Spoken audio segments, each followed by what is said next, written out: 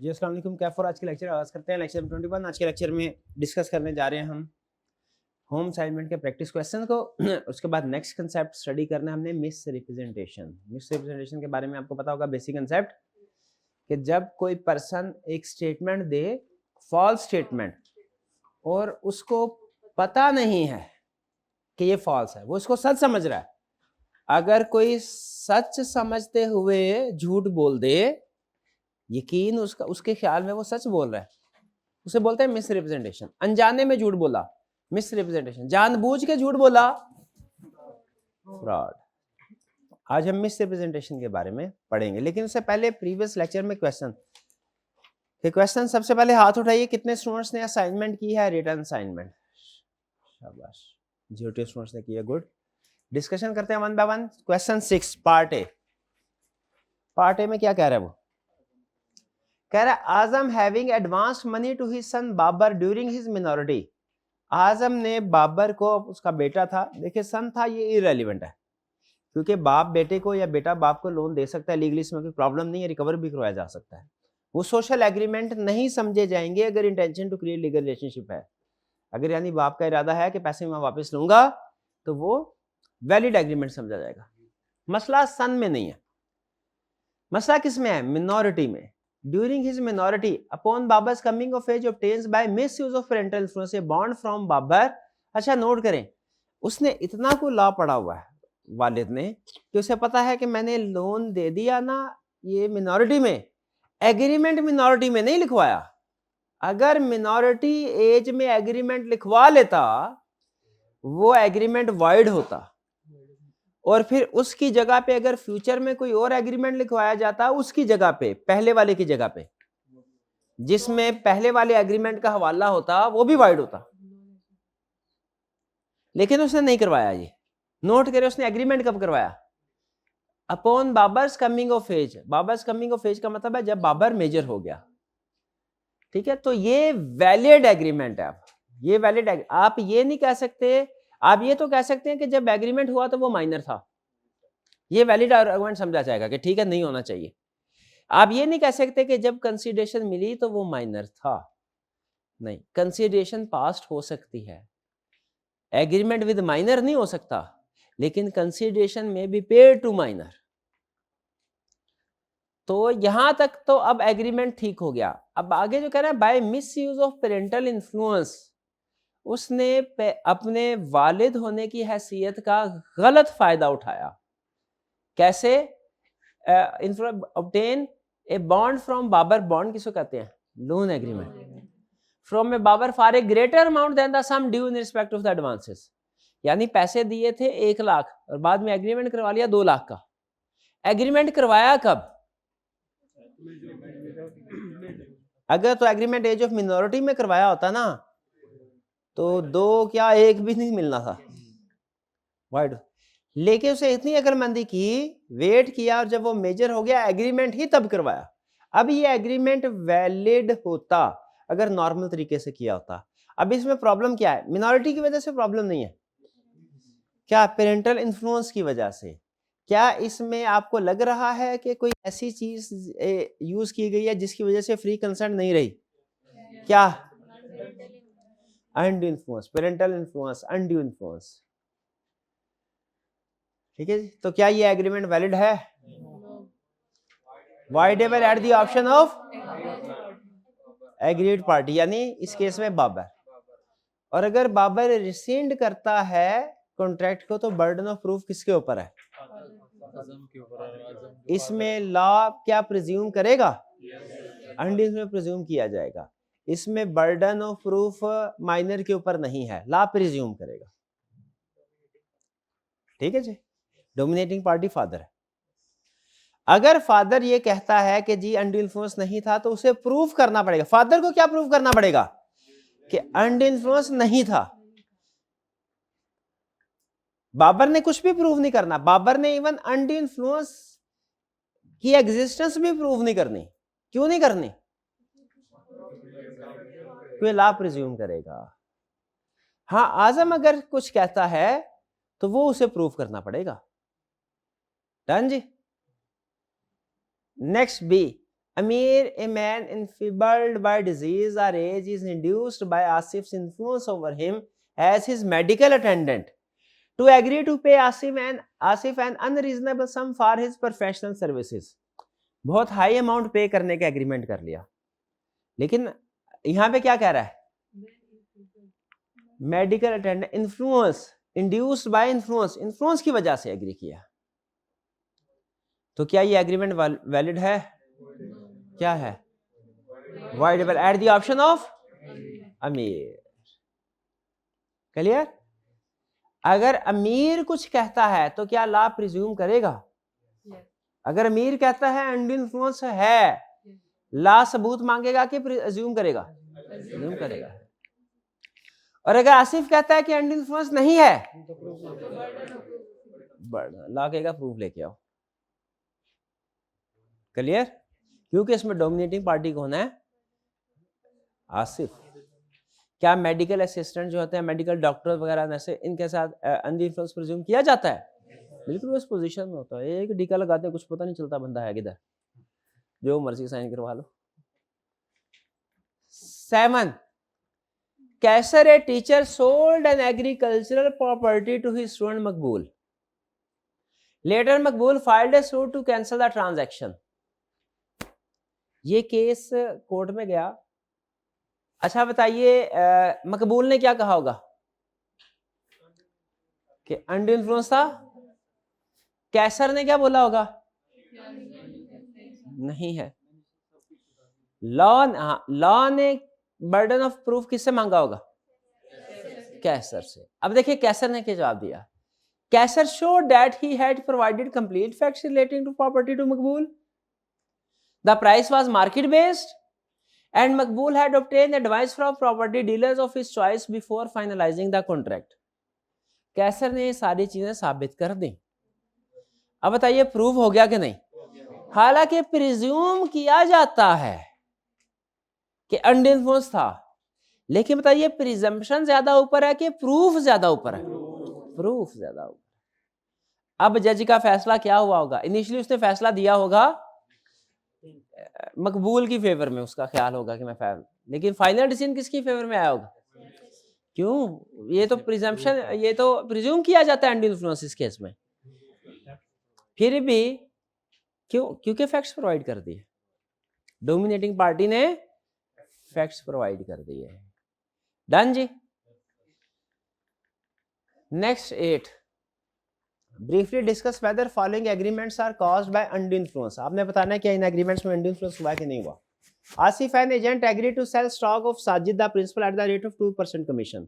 Letter Asif demanded 5% commission being the market rate and on account that his consent was obtained by under influence. अब relationship कौन सा है? Principal agent relationship में under influence presume किया जाता है क्या? नहीं किया जाता। तो इसका मतलब क्या हुआ? इसमें अंडर इन्फ्लुएंस प्रिज्यूम नहीं किया जाएगा। हाँ, अगर साजिद कहता है कि अंडर इन्फ्लुएंस था तो फिर उसे प्रूव करना पड़ेगा। बर्डन ऑफ प्रूफ साजिद पे है, यानी जो कहेगा वही प्रूव करेगा। डन। आगे चलते हैं। B, a deal applies to a banker for a loan at a time and there is stringency in the money market. Stringency क्या होती है? Stringent क्या होता है? जरा गूगल करके बताया मुझे। Stringent, stringent, stringent। हाँ, ये ढूंढ के दिखाएं, ढूंढ रहे हैं। कंटेक्स्ट से ना ये यूज होता है असल में वर्ड बार बार बहुत सी जगह पे, इसलिए मतलब पूछ रहा हूँ, और भी सब्जेक्ट्स में काम आ जाएगा।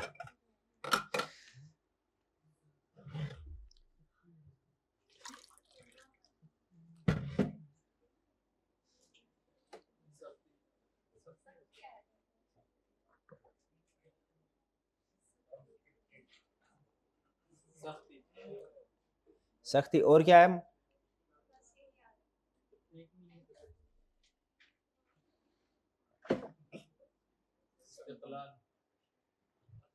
यानी सख्त मार्केट कंडीशंस हैं, टफ मार्केट कंडीशन है। लोन लेने के लिए जाए, लोन नहीं मिलता, मनी मार्केट कहते हैं बैंकिंग इंडस्ट्री को। बैंकिंग इंडस्ट्री का दूसरा आपने शायद इकोनॉमिक्स में पढ़ा होगा, capital market, money market. Banking industry को कहते हैं मनी मार्केट, स्टॉक एक्सचेंज को कहते हैं कैपिटल मार्केट। तो भाई बैंकिंग सेक्टर में पैसे बहुत कम, लोन बहुत कम मिलता है। Banker declines to make the loan except at an unusually high rate of interest. Banker ने कहा लोन नहीं मिलेगा जब तक हाई रेट ऑफ इंटरेस्ट नहीं होगा। Adeel accepts the loan on this term. Adeel ने लोन एक्सेप्ट कर लिया। अब बताइए क्या इसमें अनड्यू इन्फ्लुएंस है? ये रिलेशनशिप कौन सा है? कैसे पता चला अनड्यू इन्फ्लुएंस है मेरे भाई? डेटर और क्रेडिटर का रिलेशनशिप, क्या इसमें अनड्यू इन्फ्लुएंस प्रिज्यूम किया जाता है? नहीं किया जाता। तो इसका मतलब इसमें अनड्यू इन्फ्लुएंस नहीं है। लेकिन अगर कोई पार्टी ये क्लेम करती है कि अनड्यू इन्फ्लुएंस था तो क्या होगा? उसके ऊपर बर्डन ऑफ प्रूफ प्रूव करना पड़ेगा। जैसे यहाँ पे जो वीकर पार्टी लग रही है वो अदील लग रही है, बैंकर नहीं अदील। तो प्रोबेबली अदील कोर्ट के पास जाके बोलेगा कि अनड्यू इन्फ्लुएंस था। कोर्ट मान लेगी उसकी बात? क्यों प्रूफ क्यों मांगेगा कोर्ट? क्योंकि डेटर क्रेडिटर का रिलेशनशिप जो होता है इसमें अनड्यू इन्फ्लुएंस प्रिज्यूम नहीं किया जाता। डेटर क्रेडिटर का मतलब जो देना लेन देन है जिनका आपस में। डन। अकाउंटिंग में आप पढ़ते होंगे डेटर से मुराद सिर्फ वो क्रेडिट कस्टमर्स हैं जिनको उधार माल बेचते हैं, और क्रेडिटर से मुराद जिनसे उधार माल खरीदते हैं। लॉ में डेटर और क्रेडिटर में हर वो पर्सन आ जाता है जिसको आपने पैसों का लेन देन हो, चाहे वो कोई भी हो। बताई थी ये बात ना पहले। इस क्वेश्चन में कोई प्रॉब्लम? सी की तरफ चलते हैं। Kanwar money lender advance money to Sajid and agriculturist in emergency situation and by undue influence made him and by, ये तो सबसे अहम, खुद से मान गया वो अनड्यू इन्फ्लुएंस है, to execute a bond of double the amount with high interest rate. पैसे दिए और डबल अमाउंट का एग्रीमेंट लिखवा लिया हाई रेट ऑफ इंटरेस्ट के साथ। अनड्यू इन्फ्लुएंस है या नहीं? भाई क्लियरली कह दिया अनड्यू इन्फ्लुएंस है तो है, क्लियरली बोल दिया उसने। अब बताइए ये एग्रीमेंट वैलिड या वॉइड? अच्छा आप मुझे बताइए क्या कोई भी पैसे नहीं देने कि एक्चुअल अमाउंट रीजनेबल इंटरेस्ट के साथ देनी है? ये असूल याद रखिएगा। जब एग्रीमेंट वाइड हुआ तो उसका ये मतलब नहीं कि जो पैसे जेन्युइन लिए थे वो भी नहीं देने। नहीं। लॉ फेयर रखता है मामलात को सबके साथ। बेनिफिट्स को रिटर्न करना पड़ेगा, या तो लोन वापस कर दें या फिर reasonable interest. Higher interest undue influence से एग्री हुआ वो नहीं, बल्कि कौन से वाला? रीजनेबल इंटरेस्ट पे किया जाएगा। क्लियर? कोई प्रॉब्लम इसमें? कोई प्रॉब्लम नहीं है। चलिए next question 9। Arif told Bano his wife that he would divorce her if she does not transfer her personal assets to him. She agreed to transfer her assets to him. Can Bano void the contract? क्यों? उसे threat किया था। ये undue influence था या coercion था? ये crime नहीं होता, ये वाला थ्रेट क्राइम नहीं होता। ठीक है। अच्छा अब अनएथिकल हो तो लॉ को उससे गर्ज नहीं है। हम तो लॉ एथिक्स थोड़ी पढ़े हैं, हम तो लॉ पढ़ रहे हैं। तो लीगली ये क्राइम नहीं है। क्या इसमें अनड्यू इन्फ्लुएंस प्रिज्यूम किया जाएगा? क्यों? हस्बैंड एंड वाइफ के रिलेशनशिप में अनड्यू इन्फ्लुएंस प्रिज्यूम नहीं होता क्या? इसका मतलब है वीकर पार्टी जब जाएगी कोर्ट तो कोर्ट एज्यूम करेगा अनड्यू इन्फ्लुएंस या के मांगेगा एविडेंस? एविडेंस मांगेगा, बट प्रूफ मांगेगा। तो बानो वाइड कर सकती है, लेकिन कंडीशन क्या है? Bano will have to prove that undue influence was exercised at time of contract, because there is no presumption of undue influence between the relationship of husband and wife. Done? कोई problem इसमें?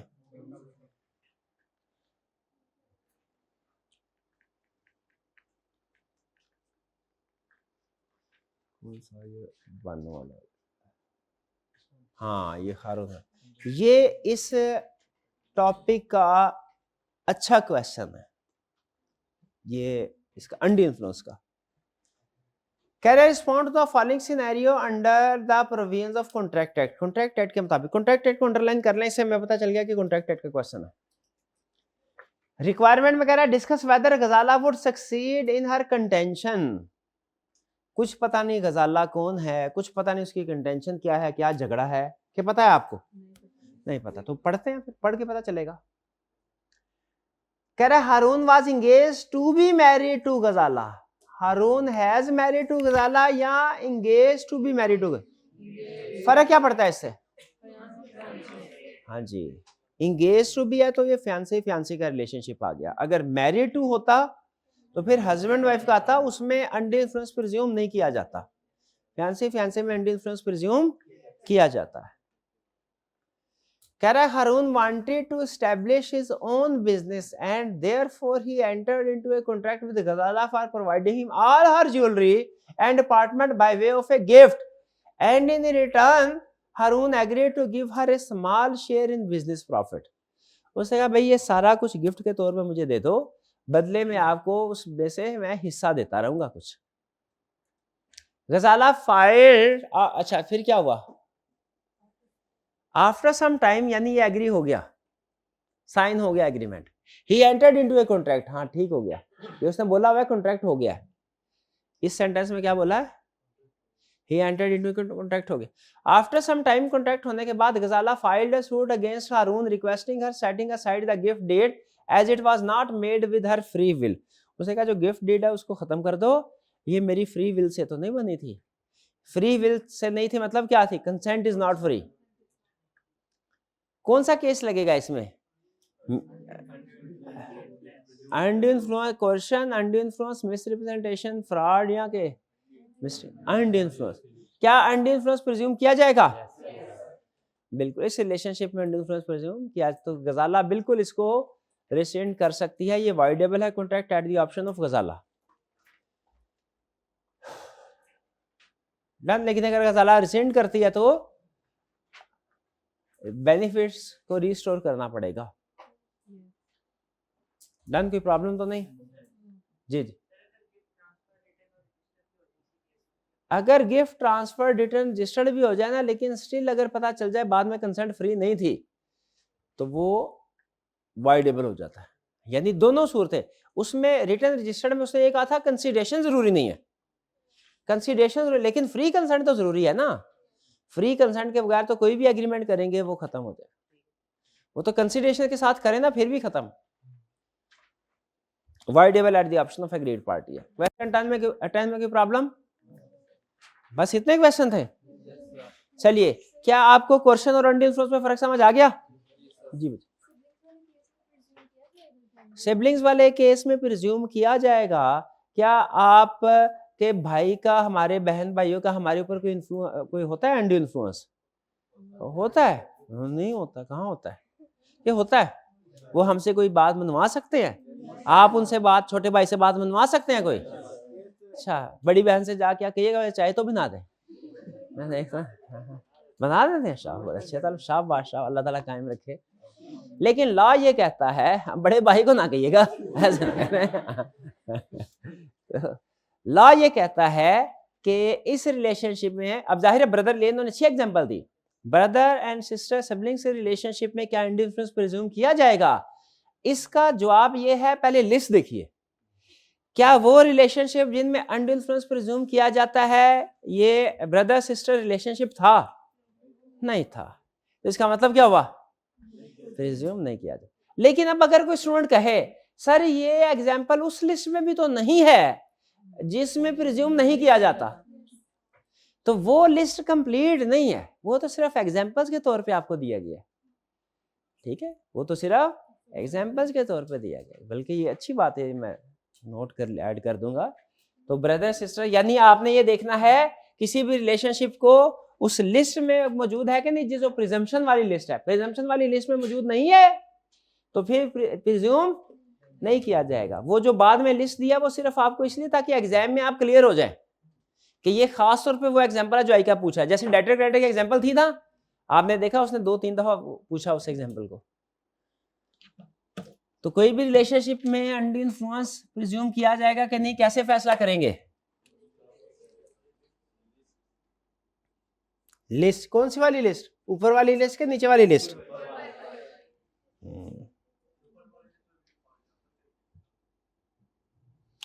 वो final है। For example इसलिए लिखा हुआ है कि कुछ मिलती जुलती चीजें, जैसे पेरेंट और चाइल्ड उसने लिखा हुआ है, टीचर स्टूडेंट नहीं लिखा हुआ, तो उसमें भी एंड प्लस इसलिए, लेकिन उसमें मजीद कोई इंटायरली डिफरेंट एग्जांपल्स नहीं आएंगे। चलिए ये हो गया हमारे क्वेश्चंस। अब आज के कंसेप्ट की तरफ चलते हैं। आज कंसेप्ट क्या पढ़ने जा रहे हैं? Miss representation. आप फिर से बताइए क्या पढ़ने जा रहे हैं? Miss representation. Miss representation concept क्या है? कंसेप्चुअल, अनजाने में झूठ बोल देना। कह रहा है सबसे पहले ला के किसी भी कंसेप्ट को आप सीखते हैं, सबसे पहले डेफिनेशन सीखते हैं। डेफिनेशन सीख ले, डेफिनेशन में ही कंसेप्ट छुपे होते हैं बहुत से। पहले कह रहा है मिस रिप्रेजेंटेशन क्या है? ये जो ब्लू वाले वर्ड है ना, ये समझना आपके लिए ज्यादा अहम है, ये कंसेप्चुअल है। जो बाकी पॉइंट है ना, ब्रीच ऑफ ड्यूटी और मिस्टेक अबाउट सब्जेक्ट मैटर, ये रटे वाले पॉइंट है। ये मैंने आपको बताया हुआ ना कि हर चैप्टर में 2-4 लाइंस ऐसी आएंगी जो आपने समझे बगैर रट्टा लगानी है। ये बोला है कि नहीं बोला आपको मैंने? हाँ, उस पे आपने ना सर्च करनी है, ना कहीं ढूंढना है, ना किसी समझने की कोशिश करनी है। क्या करना है? उसको रट्टा लगा लेना है। ठीक है, अगर आने वाले सिलेबस को भी सामने रखते हुए एडवाइस दे रहा हूँ, क्योंकि अभी आपको नहीं पता कि आप क्या आगे सीखने जा रहे हैं। वो कंसेप्ट ज्यादा अहम है कि ये ज्यादा अहम है, और अगर दोनों में कंफ्लिक्ट हुआ तो किसको पकड़ना है, किस कंसेप्ट को, ये सारी चीजें आपको नहीं पता। इसीलिए खुद से कोशिश नहीं करनी, बस रट्टा लगा लेना डेफिनेशन। हाँ, जो पहले वाला हिस्सा है ना, ये जो 3 बुलेट पॉइंट्स है ब्लू वाले, ये अहम है। मिस रिप्रेजेंटेशन सुने, मिस रिप्रेजेंटेशन है क्या? मिस रिप्रेजेंटेशन का मतलब है एक पर्सन स्टेटमेंट देगा। बिल्कुल ठीक है, स्टेटमेंट देगा। इस लफ्ज से उसने मिस्टेक से इसको डिफरेंशिएट कर दिया, क्योंकि मिस्टेक में स्टेटमेंट नहीं होती। मिस्टेक में कोई बंदा खुद ही मिसअंडरस्टैंडिंग का शिकार हो जाता है। ठीक है, तो ये क्या होगी? डिफरेंशिएट किससे हो गई? मिस्टेक। किस लफ्ज है? Person gives a statement, person ने स्टेटमेंट दी, फिर स्टेटमेंट इज फॉल्स, स्टेटमेंट है भी गलत, but person believes it to be true, लेकिन उसके ख्याल में ट्रू है। इस लफ्ज ट्रू ने इस डेफिनेशन को डिफरेंशिएट कर दिया किससे? फ्रॉड से। अगर मैं सारी डेफिनेशन यही रखूं ना पर ब्लू वाली, सिर्फ इस ट्रू को मैं फॉल्स कर दूं, तो ये फ्रॉड की डेफिनेशन बन जाएगी कि person gives a statement which is false but person believes it, and person believes it false. Person को पता है फॉल्स है, फिर भी फॉल्स स्टेटमेंट देता है, फ्रॉड।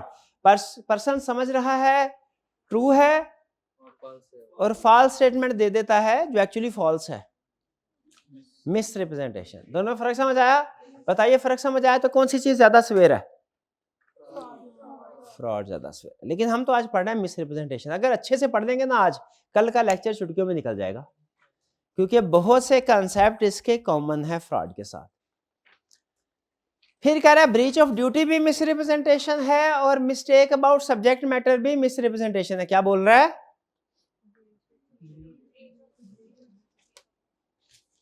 यहां पे उसने क्या बोला हुआ है? A person obtains an advantage through breach of duty without an intent to deceive.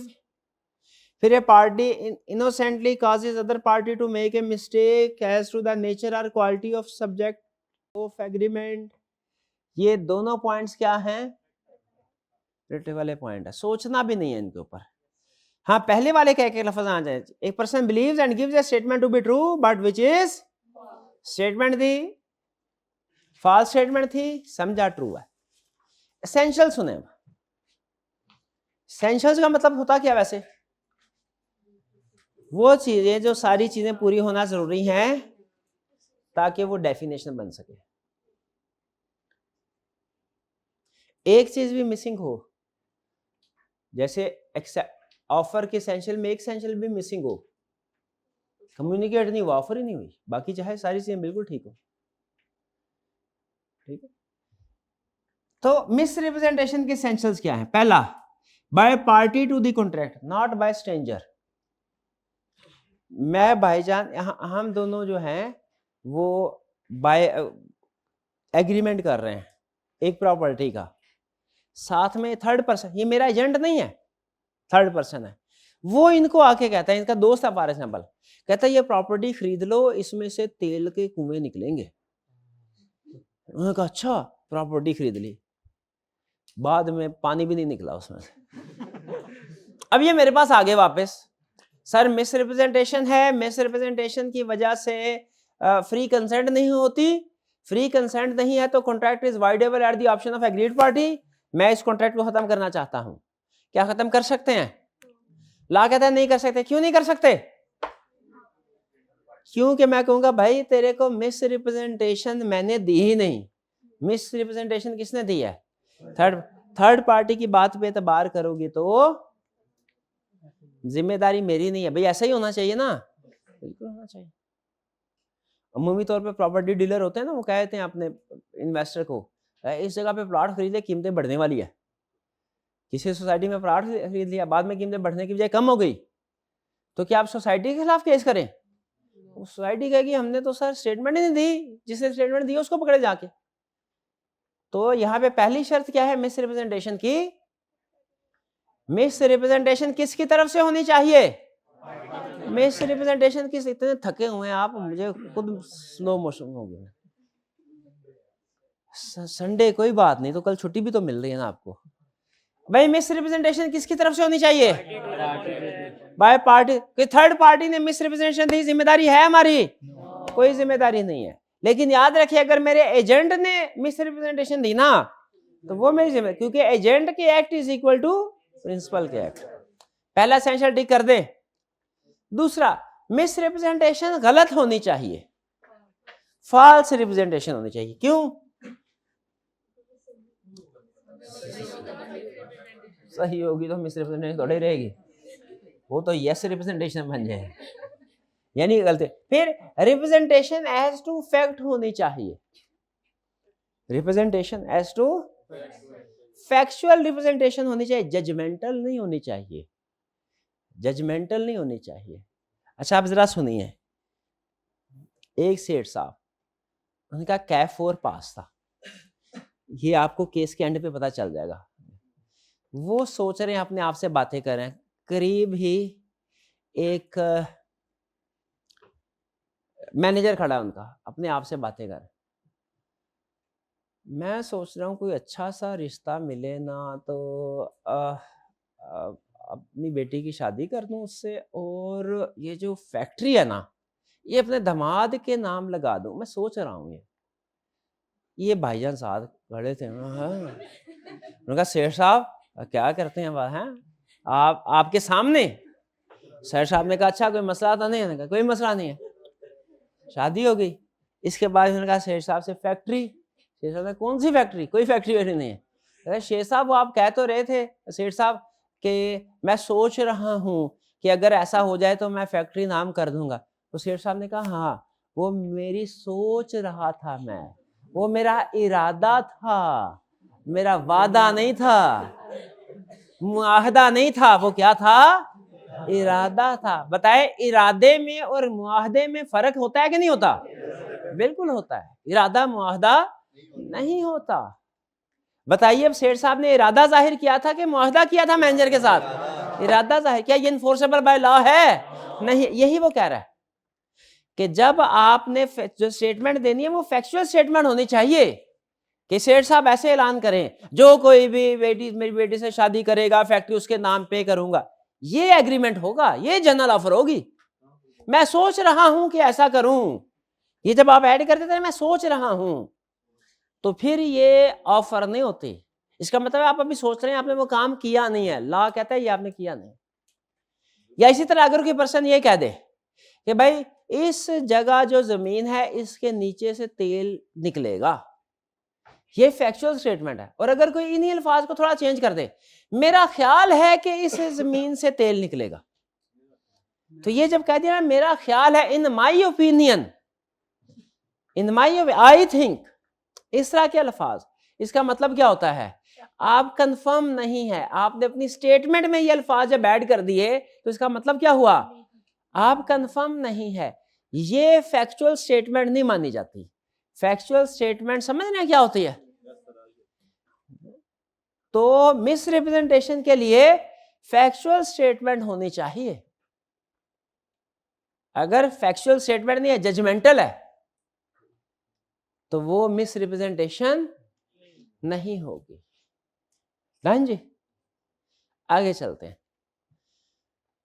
Next है जी last one, acted upon misrepresentation, कि उस पर्सन ने जिसको मिसरिप्रेजेंटेशन दी गई है उस मिसरिप्रेजेंटेशन की बेस पे एक्शन, नंबर 1 एक्शन भी लिया हो और नंबर 2 उस मिसरिप्रेजेंटेशन की बेस पे एक्शन लिया हो। जैसे भाईजान मुझे कह रहे हैं सर ये जगह खरीद ले इसमें से तेल निकलेगा, मैंने जगह नहीं खरीदी, बाद में खुदाई की इसमें से पानी निकला, तो मैं इनके खिलाफ केस कर सकता हूं? क्यों नहीं, इन्होंने गलत स्टेटमेंट दिया मुझे, एक्ट थोड़ी किया है, एक्ट थोड़ी किया है। क्लियर हुई है बात? अच्छा अगली बात सुना, ये भाईजान ऐलान करते फिर रहे इलाके में इस जगह से तेल निकलने वाला है, मैंने भी ऐलान सुना, मैंने कहा भाई ये तो ऐसे ही ऐलान करता रहता है, इसका क्या एतबार। अपने दोस्त से पूछा भाई तू तो एक्सपर्ट है इस इलाके में रहता है, बताओ इसमें से तेल निकले? इसने कहा बिल्कुल निकलेगा।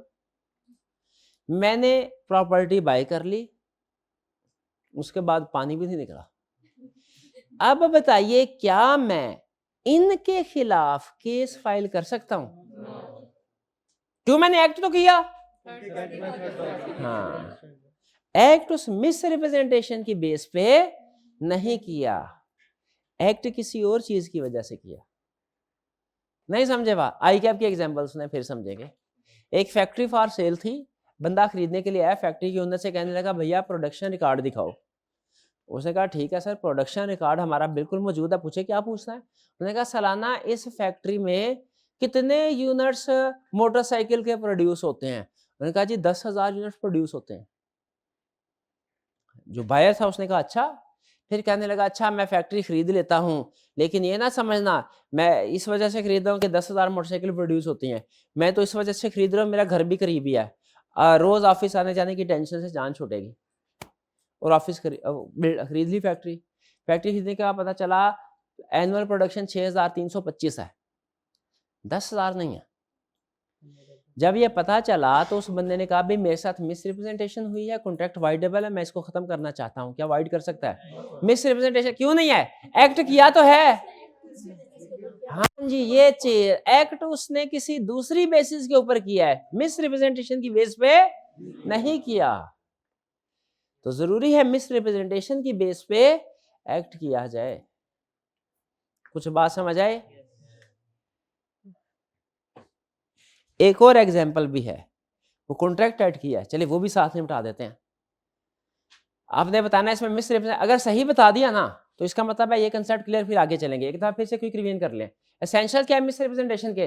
पार्ट ऑफ द कॉन्ट्रैक्ट हो, स्ट्रेंजर ने मिस रिप्रेजेंटेशन दी, जिम्मेदारी कोई नहीं है भैया। फॉल्स रिप्रेजेंटेशन होनी चाहिए, स्टेटमेंट गलत होनी चाहिए, फैक्चुअल होनी चाहिए, ओपिनियन वगैरह नहीं होने चाहिए, ठीक है? फैक्चुअल स्टेटमेंट हो कि ये चीज ऐसे है, क्लियर स्टेटमेंट। और एक्टेड अपॉन मिस रिप्रेजेंटेशन की बेस पे एक्ट भी किया गया हो, ठीक है? एक्शन मिस रिप्रेजेंटेशन एक्शन लिया गया हो, और किसकी बेस पे लिया गया है? Miss representation. अब ओरिजिनल कॉन्ट्रैक्ट एक्ट की एग्जांपल सुने, क्योंकि कॉन्ट्रैक्ट एक्ट पुराना है 150 साल, एग्जांपल भी पुरानी है। पुराने जैसे अब गाड़ियों के शोरूम होते हैं ना, उस वक्त घोड़ों के शोरूम होते थे, अस्तबल वगैरह, उसमें हर एक का अलग अलग लगा के ना खाना घोड़े का, तो उधर उसके सारा उसका उम्र, उसका जो भी खसूसियात होती थी लिखा करते थे, प्राइस वगैरह। तो उसके साथ एक सर्टिफिकेट लगाना होता था कि घोड़ा जो है ना ये साउंड है, पागल घोड़ा नहीं है। पागल और लंगड़े घोड़े को बेचा नहीं जाता, क्या किया जाता भला? गोली मार दी जाती है। क्या मतलब ऐसे नहीं होता? पागल घोड़े का है, घोड़े के ऊपर बैठे घोड़ा पीछे को दौड़ना शुरू कर दे चलते चलते थक जाए रास्ते में, ओके भाईजान अब तुम्हारी बारी है वरना दुलती मारूंगा पागल घोड़े का क्या भरोसा? पागल घोड़े को नहीं खरीदना होता। तो उधर गए, अच्छा घोड़ा था पागल, लेकिन बेचने वाले ना एक डॉक्टर का जाली सर्टिफिकेट लगाया हुआ था साथ, ठीक है? दरवाजे पे साथ चिपकाया था कि ये ठीक है घोड़ा। बंदा खरीदने के लिए आया, उसने सर्टिफिकेट देखा, सर्टिफिकेट उसने देखा ही नहीं, लगा हुआ था, देखा ही नहीं।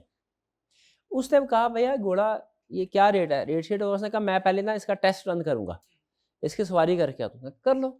मैं घोड़े का चक्कर लगाया तो घोड़ा बिल्कुल ठीक, उसने घोड़ा खरीद लिया। 2 दिन सवारी की, पता चला घोड़ा पागल है।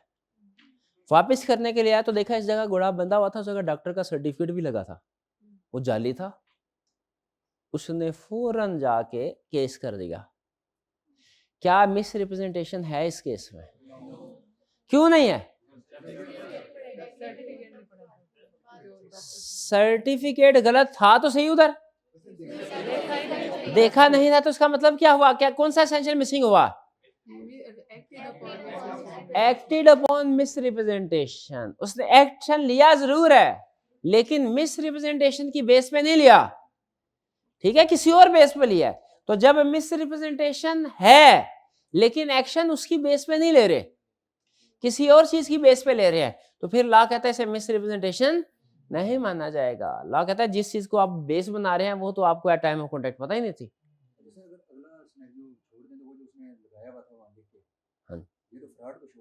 हाँ हाँ बिल्कुल, ये एग्जाम्पल बेसिकली फ्रॉड की थी क्योंकि उसने जानबूझ के गलत सर्टिफिकेट लगाया था। लेकिन फ्रॉड वाले केस में भी डिसीजन हमारा सेम होता, क्या कि देयर इज नो फ्रॉड। जानबूझ के एग्जाम्पल मैंने इसलिए दी कि आपको रियलाइज करवा सकूं कि मिस रिप्रेजेंटेशन फ्रॉड के केसेस मिलते जुलते हैं, एसेंशियल्स भी मिलते जुलते हैं। भैया एक्टेड अपॉन मिस रिप्रेजेंटेशन समझ आ गया? चलिए एसेंशियल्स हो गए पूरे। अब एसेंशियल्स पूरे हो गए तो अब क्या सीखना है कि अगर कभी मिस रिप्रेजेंटेशन हो तो हमारे कॉन्ट्रैक्ट पे क्या फर्क पड़ेगा? Contract becomes voidable eight the option of. इसका वाइडेबल का मतलब क्या हुआ? चाहे रिसेंड करे, can resend, can force. Resend करेगा तो क्या होगा?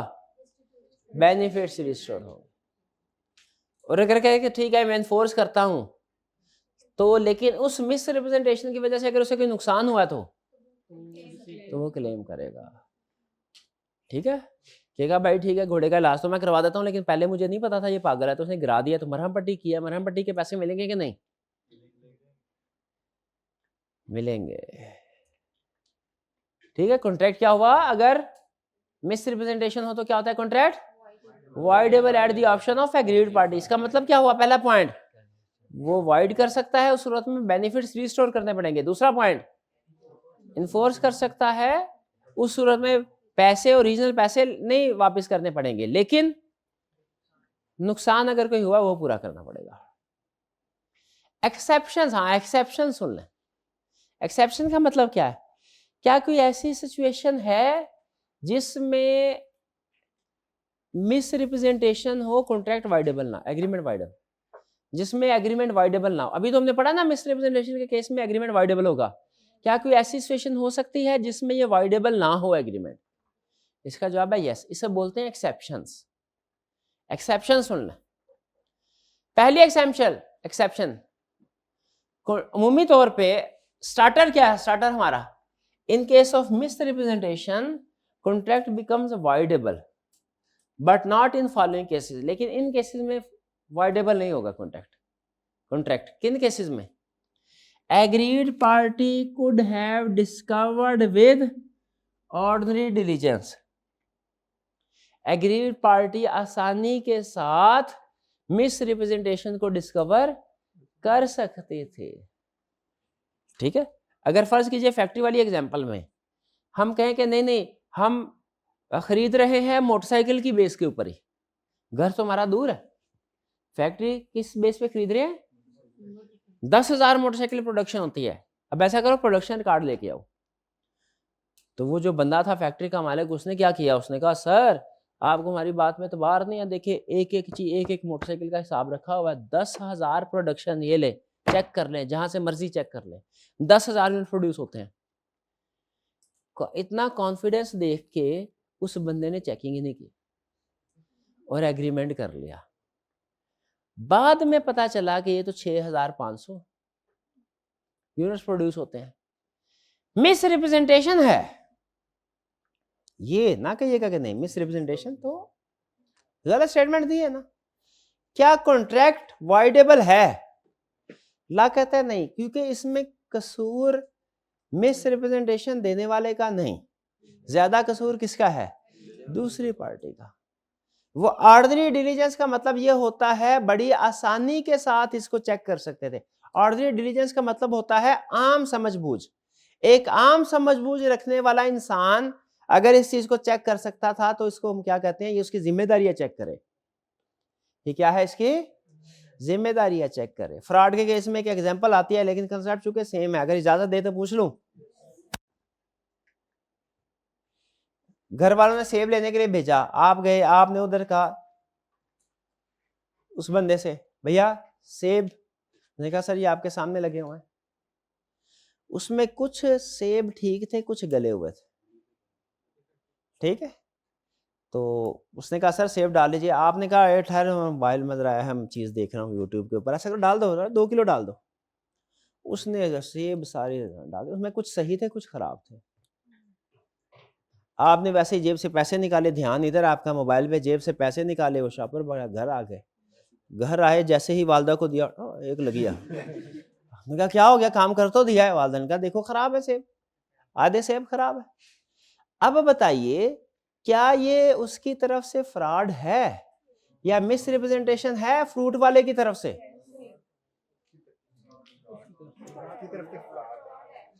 उसकी तरफ से कोई मिस रिप्रेजेंटेशन फ्रॉड है। क्या कॉन्ट्रैक्ट वाइडेबल है? आप ये वापस कर सकते हैं? क्यों नहीं कर सकते? क्योंकि आप आसानी से डिस्कवर कर, जरा 2 सेकंड के लिए नजर इधर से हटा के उधर रखनी थी, जब वो डाल रहा था सेब पेपर में, आसानी से डिस्कवर कर सकते थे।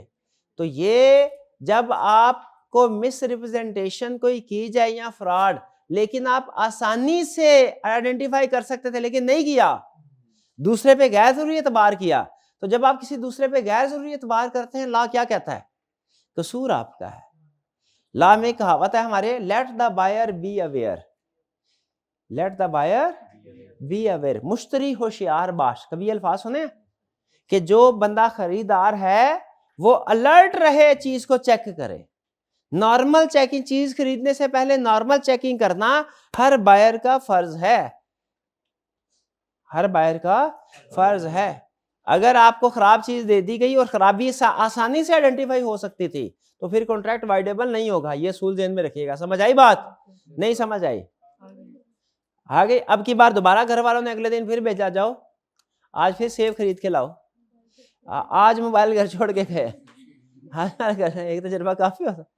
उधर गए तो उधर आपने कहा ये एक सेब ये नॉर्मल से हैं, एक सेब ये साथ कोई स्टिकर लगा हुआ है VIP एप्पल्स, VIP एप्पल, भाई ये वाले क्या रेट? उनका रेट तो सेम है सर जी। उसने कहा, आपने कहा अच्छा ये स्टिकर वाले डालो। आपने बोले उसको देख लिया, आपकी बार गले सड़े नहीं लेके जाने, स्टिकर वाले सारे लेके घर लेके गए, जहां जहां से स्टिकर उतारा वहां से हरा। अब बताइए, अब पहले मुझे बताइए ऑर्डिनरी डिलीजेंस कौन सी? लॉ ने ऑर्डिनरी डिलीजेंस का वर्ड यूज किया है। क्या आपने परफॉर्म की ऑर्डिनरी डिलीजेंस? यस। क्या अब ये एग्रीमेंट वाइडेबल है? अब की बार वाइडेबल है। क्यों? क्योंकि एग्रीड पार्टी, इस बाद वाले जो भी लेटेस्ट एग्जांपल है, इस वाले केस में एग्रीड पार्टी आसानी के साथ डिस्कवर नहीं कर सकती थी। तो इन शॉर्ट, अगर मिस रिप्रेजेंटेशन आसानी के साथ डिस्कवर हो सकती हो तो कॉन्ट्रैक्ट वाइडेबल नहीं है, कॉन्ट्रैक्ट पक्का हो गया भैया। लेकिन अगर मिस रिप्रेजेंटेशन आसानी के साथ डिस्कवर नहीं हो सकती फिर वाइडेबल है। समझ रहे हैं ये बात? ओके जी। हाँ, स्टिकर वाली केस में सिर्फ मैंने पहले इजाजत ले ली थी आपसे। स्टिकर वाली जो एग्जांपल थी वो मिस रिप्रेजेंटेशन की नहीं थी, वो फ्रॉड की थी। और इसको एक स्पेसिफिक नाम दिया जाता है, इसे बोला जाता है एक्टिव कंसीलमेंट। एक्टिव एक्शंस लेके किसी चीज को छुपाना बड़े तरीके से ये फ्रॉड, बिल्कुल फ्रॉड। क्लियर? फिर agreed party did not act on the basis of miss representation. हमने कहा भैया ये तो बताने की जरूरत ही नहीं थी, ये तो हमें पहले ही पता, ये तो मिस रिप्रेजेंटेशन ही नहीं बनती। ठीक है, ये तो मिस रिप्रेजेंटेशन ही नहीं बनती। मिस रिप्रेजेंटेशन नहीं बनती तो जाहिर है फिर कॉन्ट्रैक्ट भी वाइडेबल नहीं होगा। ये तो ऑलरेडी एक्सप्लेन्ड है। तीसरा पॉइंट, जब मिस रिप्रेजेंटेशन केस में कॉन्ट्रैक्ट वाइडेबल नहीं होगा, aggrieved party takes benefits after becoming aware. पता चल गया उसके बाद भी मिस रिप्रेजेंटेशन थी। उस बंदे ने कहा था फैक्ट्री जो है वो 10,000 यूनिट्स प्रोड्यूस करती है, हमने प्रोडक्शन रिकॉर्ड देखा उसमें भी फॉर्जरी की गई थी और 10,000 यूनिट्स शो करवाया गया था। खरीद लिया, उसके बाद पता चला 2 महीने बाद फैक्ट्री तो 6500 यूनिट्स प्रोड्यूस करती है, लेकिन उस वक्त गौर से सुनिएगा, उस वक्त बायर ने कोई एक्शन नहीं लिया और स्टिल फैक्ट्री को इस्तेमाल करते रहे, प्रोडक्शन करके सेल करते रहे। 2 साल बाद फैक्ट्री में कोई प्रॉब्लम आई, अब क्या एग्रीमेंट को खत्म कर सकते हैं? क्यों नहीं कर सकते? मिस रिप्रेजेंटेशन है तो सही, मिस रिप्रेजेंटेशन है तो सही।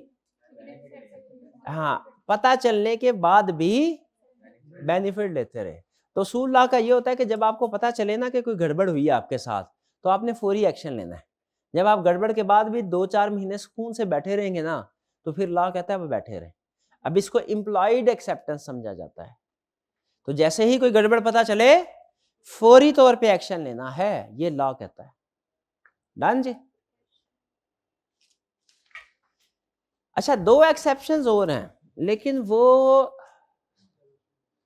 सिलेबस में नहीं है। क्वेश्चंस में उसने कुछ 1-2 एग्जांपल्स है, उसमें डिस्कस किया हुआ। उनमें से एक मैं आपको एडिशनल बता देता हूं। वो है when parties can not be restored to original position. क्या? When parties can not be restored to original position. When parties, अभी 5 मिनट है, कोई नहीं, एग्जांपल सीख ले, नया कंसेप्ट एक आधा ज्यादा प्रॉब्लम तो कोई है ना। When parties can not be restored to original position, मतलब क्या? मतलब ये, हमने ऑर्डर दिया, हमने कहा पिज्जे वाले भाई ऐसा करो, पिज्जा ले आओ। उसने कहा कौन सा? हमने कहा बारबेक्यू पिज्जा ले आओ। ठीक है, वो पिज्जा लेके आया, हमने कहा कौन सा पिज्जा? उसने कहा बारबेक्यू पिज्जा। ठीक है, पैसे दे दिए।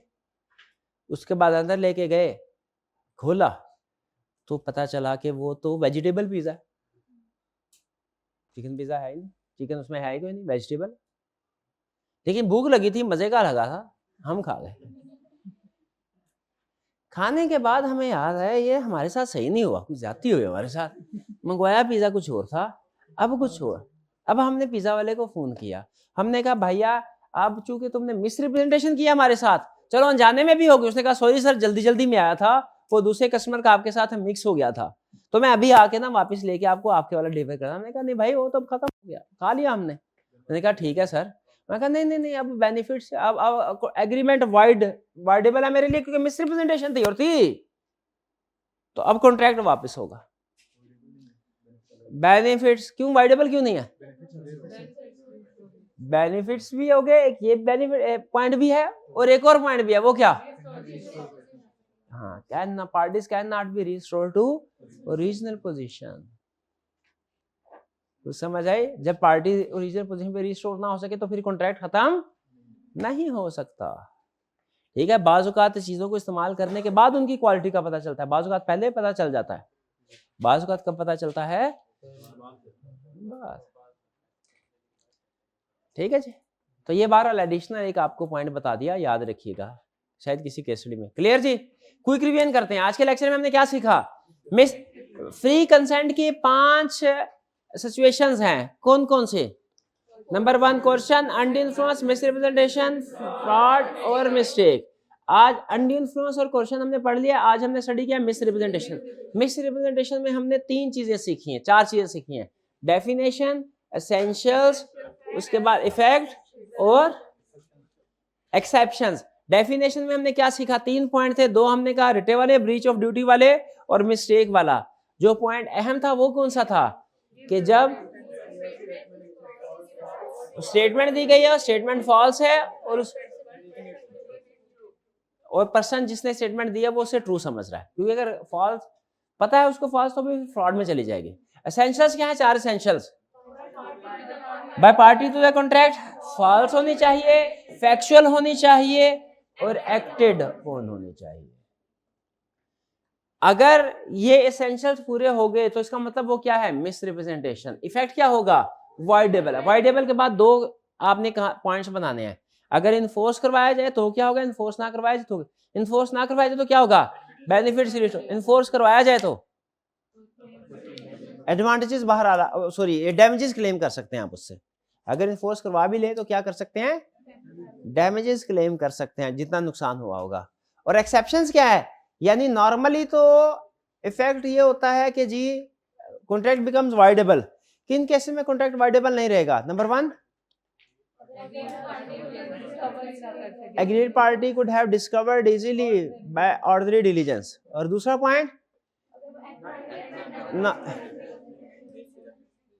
कि अगर उसने मिसरिप्रेजेंटेशन के बेस पे एक्ट नहीं किया। और तीसरा पॉइंट आइडेंटिफाई होने के बाद भी बेनिफिट्स लिए। और फोर्थ जो आपको एडिशनल पॉइंट दिया वो क्या है? Parties can not be restored to original position. Clear? कोई प्रॉब्लम? ये जो है एक्ट ऑफ मिसरिप्रेजेंटेशन, इसमें इसमें कैसे पता लगेगा कि ये मिसरिप्रेजेंटेशन इसमें एक्ट हमारी? अच्छा, ये कैसे पता चलेगा कि पार्टी ने जो एक्ट किया है? क्वेश्चन का ये है, वो देखिए वही प्रैक्टिकल क्वेश्चन आप पूछ लेते हैं बार बार। ये कैसे साबित होगा कि पार्टी ने जो एक्ट किया है वो हमारी मिस रिप्रेजेंटेशन की बेस पे किया या किसी और बेस पे? ये वकील का काम होता है, वो साबित कर देगा। ठीक है, कि किस बेस पे। केस स्टडी के अंदर हमेशा आपको इन्फॉर्मेशन देगा, ये कंफर्म है। रियल लाइफ में लॉयर साबित करते हैं, केस स्टडी के अंदर आपको हमेशा इस तरह की बातों के बारे में इंफॉर्मेशन देगा जिससे आपको पता चल जाएगा कि इसकी रीजन क्या थी इस चीज की। क्लियर जी? जैसे केस स्टडी में आपको डेट्स दे देता है कि नहीं, कि लेटर, ये ऑफर लेटर इस दिन पहुंचा, एक्सेप्टेंस लेटर इस दिन पहुंचा। तो प्रैक्टिस में ये कैसे साबित होगा भला? वो लॉयर साबित कर देते हैं, वो स्टैम्प्स वगैरह होती है, डाकखाने पता कर लेते हैं, कोरियर वगैरह पर्चियां होती हैं उससे। ठीक है, वो हमारे सिलेबस में नहीं है प्रैक्टिस। क्लियर? चलिए आज का लेक्चर यहाँ खत्म करते हैं हम। अल्लाह हाफिज।